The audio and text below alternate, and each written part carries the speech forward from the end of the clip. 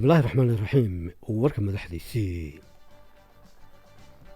مسؤولينta dawladda hoose ee caasimadda Soomaaliland ee Hargeysa ayaa kulan waxay la qaateen shirkadaha bixiya adeegga leydhka ee caasimadda ka howlgala komishanka tamarta qaranka iyo wakaaladda biyaha ee Hargeysa. wasiir ku-xigeenka wasaaradda horumarinta beeraha jamhuuriyadda Soomaaliland ayaa ka qayb galay munaasabad lagu dhagax dhigay waddo cusub oo laga hirgelinayo degmada Gar-adag ee gobolka Sanaag. رئيس الوزراء إسرائيل بنيامين نتنياهو ayaa waxa uu wajahay cadaadis sii kordhaya kaasoo kaga imanaya xukuumaddiisa isbahaysiga garabka midig iyada oo aad lagu kala qaybsan yahay dagaalka ay kula jiraan ururka Xamaas. wafdi ka socda ururka Xamaas ayaa iyaguna waxa ay maanta Jimcaha ay gaadheen magaalada Qaahira ee caasimadda Masar si ay u soo bandhigaan fikirkooda ku aadan hindisaha masaarida ee ah in la soo afjaro dagaalka ka socda marinka Gaza. intaasu waa qaar ka mid ah qodobada warkeena ugu doorka horumarkan iyo haatana warkii oo fidsan.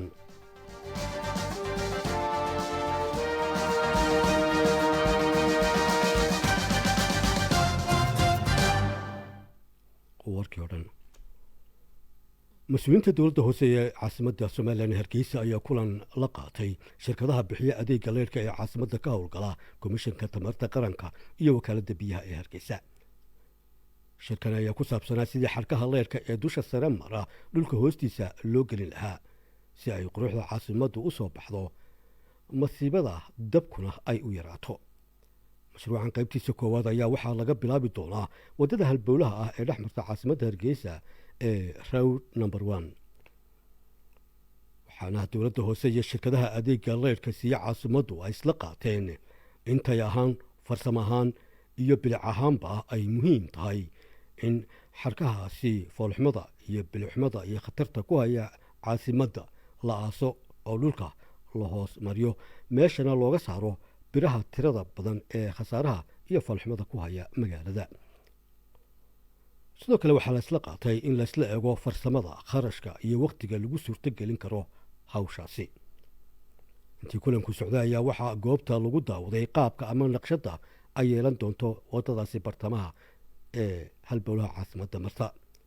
sidoo kale waxay shirkaduhu halkaasi ay ku shaaciyeen xogta iyo xarkaha ah ama kaybilada waddadan ku teedsan.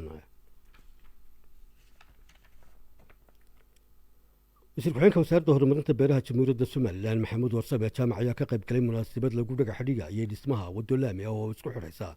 degmada Gar-adag iyo jaamacadda Ibraahim Barre ee degmadaasi. wasiir ku-xigeenka ayaa waxaa hadal halkaasi uu ka soo jeediyey oo ku sheegay in degmada Gar-adag ay ka mid tahay degmooyinka taariikhda weyn ku leh dalka. waxaa kale oo uu sheegay in ay soo dhaweynayaan isku tashiga ah reer Gar-adag ee dhinaca horumarka. ku-xigeenka wasaaradda horumarinta beeraha jamhuuriyadda Soomaaliland Maxamuud Warsame Jaamac ayaa waxaa kale oo uu sheegay in muddadii xukuumadda madaxweyne Muuse Biix Cabdi hogaaminta dalka haysa ee degmada Gar-adag laga fuliyey mashaariic badan oo horumarka ah isagoo intaasi raaciyey in siyaasadda dawladdu ay tahay in kor loo qaado adeegga aasaasiga ah ee bulshada sida waxbarashada, caafimaadka, biyaha iyo waddooyinka iyo wixii lamid ah. wasiir ku-xigeenka wasaaradda beeraha Maxamuud Warsame Jaamac ayaa waxa uu ka mid yahay wafdi wasiir ah oo degmada Ceelaf Weyn ee gobolka Sanaag u jooga dadaalada nabadeed ee halkaasi ka socda.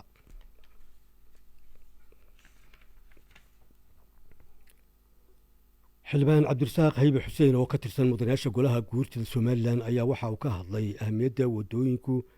ay u leeyihiin dalka. xildhibaan Cabdirasaaq ayaa waxa uu sheegay in waddooyinku ay qayb ka qaataan horumarka dalka iyo kobcinta dhaqaalaha. waxaa kaloo uu sheegay in muddadii golayaasha deegaanka la sameeyey ay magaalooyinka kala duwan ee dalku ay gaadheen horumar dhinaca waddooyinka ah oo cusub iyada oo mudanuhu uu xusay si gaar ah mas-uuliyiinta dawladda hoose ee caasimadda Soomaaliland ee Hargeysa in ay mudan yihiin in looga mahad celiyo waddooyinkaasi casriga ah ay ka hirgeliyeen magaalada Hargeysa iyo dhirta ay ku dhex beereen bartamaha caasimadda ee gaar ahaan waddooyinka waaweyn iyo suuqyada magaalada Hargeysa dhex mara kuwaasi oo bilicda kor u qaadaya.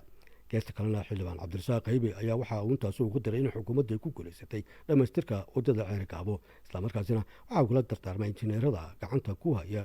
dhismaha waddooyinka kala duwan ee magaalooyinka ka socda in inta aanay bilaabin samaynta waddooyinka dhaadheer ay sameeyaan meeshii biyuhu mari lahaayeen ama dirineejyada si aanay biyaha roobka waxyeelo ugu geysan waddadaasi. warkaas waxaanu kaga imanayaa redio hargeysa codka jamhuuriyadda somalilan. ra-iisul wasaaraha israa'iil benyamin netanyahu ayaa waxa uu wajahay cadaadis soo kordhaya oo kaga imanaya xukuumaddiisa isbahaysiga garabka miday iyadoo aad lagu kala qaybsan yahay dagaalka ay kula jiraan ururka dagaalyahanada xamaasi, taas oo dagaalku hadda uu socdo muddo 3 bilood ku dhow isla markaasina aanay muuqanin ifafaale lagu soo gabagabeynayo ama lagu hakinayo gulufka colaadeed. iyadoo ay sidaasi tahay ayaa netanyahu maanta oo jimcaha waxaa lagu soo warramayaa in uu joojiyey oo aanu qabanin kulankii golaha wasiirada ee dagaalka u qaabilsan, kaasi oo lagaga wada hadli lahaa qorshaha maalmaha soo socda ee dagaalka kadib markii mucaaradad xoogani uu kala kulmay xubnaha midigta fog ee isbahaysiga. wasiirka amniga israa'iil oo isagoo madax ka ah xisbiga awoodda juwishka ee UJPP ayaa waxa uu ku adkaystay in ra-iisul wasaaruhu uu madasha keenay arrin aan ahayn shaqada guddiga dagaalka ee golaha wasiirada. geesta kalena wasiirka maaliyadda ee waddankaasi oo isaguna ka tirsan isbahaysiga ayaa waxa uu ku dhawaaqay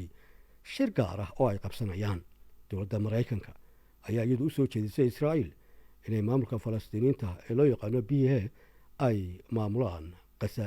kadib marka ay israa'iil gaadho hadafkeeda ah in ay tirtirto sida hadalka u dhigtay ururka xamaasi, taasi oo israa'iiliyiintu ay si weyn ugu kala qaybsameen. wafdi ka socda ururka xamaasi ayaa waxay maanta jimcaheed ay gaadheen magaalada qaahira ee xarunta waddanka masar si ay usoo bandhigaan fikirkooda ku aadan hindisaha masar ee ah in lasoo afjiro dagaalka israa'iil ay ku hayso marinka qasa. booqashada wafdiga madaxda xamaas ayaa ku soo beegantay iyada oo xaragadu muujisay sida ay u diidan tahay heshiis kasta oo aan dhigaynin in lasoo afjiro dagaalka ay israa'iil ku hayso, iyada oo geysta kalena ah ay sii kordhayso cadaadiska gudaha ka haysta xukuumadda ra-iisul wasaaraha israa'iil benyamin netanyahu ee ah sidii xal looga gaadhi lahaa maxaabiista ku jira gacanta ururka xamaas. geesta kalena mas-uuliyiin ka tirsan ururka xamaas ayaa u sheegay wakaaladda wararka ee faransiiska ee AFP in kooxaha waxiska cabinta ee falastiiniyiintu ay sii deynta maxaabiista yuhuudda ku xirayaan in dhammaan militariga israa'iil isaga baxo marinka qasa. masar ayaa hindisahan usoo bandhigtay toddobaadkii hore mas-uuliyiin ka tirsan ururka xamaas iyo jihaad al islaami waqti ay booqanayeen magaalada qaahira. ugu dambeyntiina tirada ku dhimatay weerarada ay israa'iil ay ku hayaan qasa iyo deegaanada ku dhadhow muddada 3 bilooda ee dagaaladu ay halkaasi ka socdeen ayaa kor u dhaaftay 22,500 oo qof oo dhimasho ah, halka dhaawacuna uu ka batay 55,000 oo qof. wararkii ugu dambeeyey ee ka imanaya deegaanka marinka qasa ayaa sheegaya in ugu yaraan 35 qof lagu dilay xeryaha qaxoontiga ee nusayraat iyo maqaasi kadib weeraro israa'iil halkaasi ku eekaysiisay. weerar kale oo israa'iil ay ku qaaday goobo caafimaad oo ku yaala koonfurta qasa ayaa iyana lagu soo warramayaa inay 20 qof ay ku dhinteen. agaasimaha hay'adda UNRWA ee qaramada midoobay u qaabsan arrimaha falastiiniyiinta ayaa isaguna war qoraal ah uu soo saaray waxa uu ku sheegay in ciidamada israa'iil ay tacshiirad huuyeen kolayo gargaar oo ka noqotay waqooyiga qasa iyaga oo maraya waddo ay u asteeyeen markii hore ciidamada israa'iil. warkii ood kala socoteen redio hargeysa codka jamhuuriyadda somalilan. khiyaartayda qiimaha iyo qadarinta mudan ee hawada nagala socotay waa naga intaasi. warkan inagu